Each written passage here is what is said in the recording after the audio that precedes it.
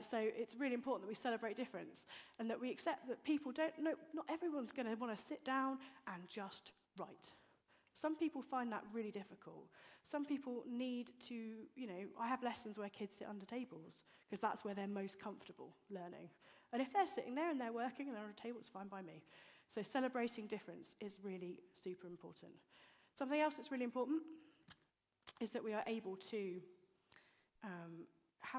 accept that as a profession we are basically doomed in the media. There's a lot of very negative media spin around teachers. We are teachers that we have really long holidays and we don't work very well and it's all our fault and exam results aren't right and everything's always our fault and the question's about what we do.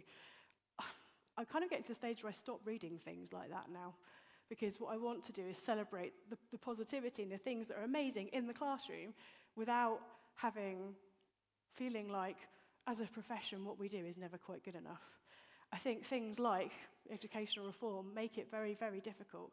So in terms of people that have looked at the white paper, the recent white paper, you just read something and go, really? Really? Educational excellence everywhere. It's great though, isn't it? We have to be positive and be happy to celebrate what we know is good in our classrooms and come together as a profession, kind of like we're doing now.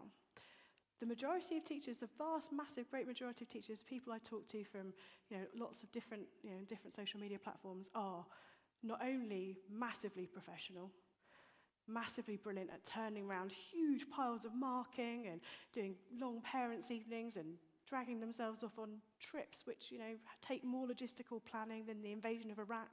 They are also hugely qualified people who have put themselves through really rigorous training and jumped massive hoops to get to where they've been. I think that also as well, we have to remember that we are a caring profession and that fundamentally what's most important is that we don't let the bureaucracy, that we don't let the grind stop us from ever being that. So for me, being a teacher geek is kind of about remembering that you are a caring profession and that together we can make a difference. Thank you very much.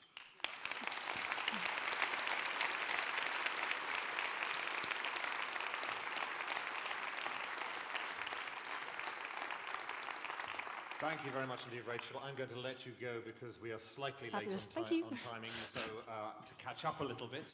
But I'm sure if you want to talk to Rachel about her favourite piece of stationery, she'll be very happy to indulge you. Talking of inner geeks, I never thought I'll be able to do this. I'm just about to turn this event into a white elephant stall because there are 3 people who need to move their cars. And I'm deadly serious. You need to move your cars, otherwise you are likely to get a ticket. If you have Volvo AU62, how wonderfully teacherish, a Volvo AU62 USH, I think that is, Nissan EY14 VPW or an Audi OY07 BMO. Sorry, you need to move your cars now. We'll try and keep things ticking over in the meantime for you and you won't miss too much, but please go and move those cars. Ladies and gentlemen, we are at about 20 minutes to 11. We are trending on Twitter. Yeah. Get in there. So congratulations. Please keep the tweets coming. Please don't let it interrupt your enjoyment of the spectacle that we have here. Yes. That's a very good question. It's coming up in just a few minutes, says Tim. Is it not? It's not in the brochure then in that case? Oh, okay. Slap wrist, sorry. We will bring it for you fairly shortly, so we'll provide that. But most people, I think, if they're 4G, 3G, should be okay in this room. I don't think it's preventing too many signals getting out.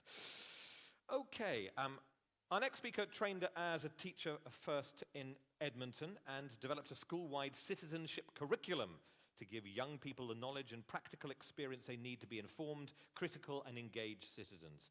She is the captain or founding director of the Hackney Pirates. So please, you may want to sidle up to her later on and go, "Ha-ha, Jim lad."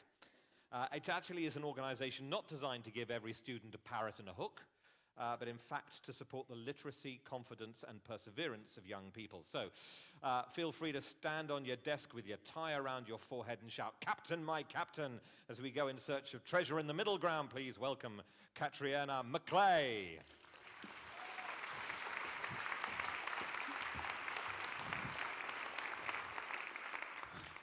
Good morning, everyone.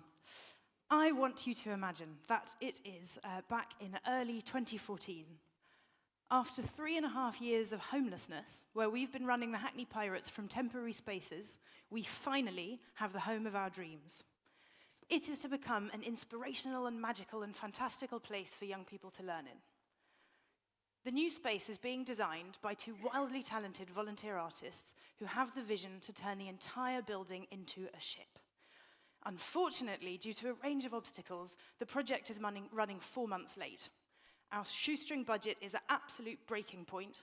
Everyone is exhausted. We're teaching children from a temporary lock-up shop up the road with a cupboard as an office, and there is absolutely no time to lose. A really key idea from the beginning has been a secret passageway that will run from the entrance area of the building. Only the children will know about it. It's the one thing that we've agreed on since the start. A couple of days into the design project, the artists pull me aside for a quiet word.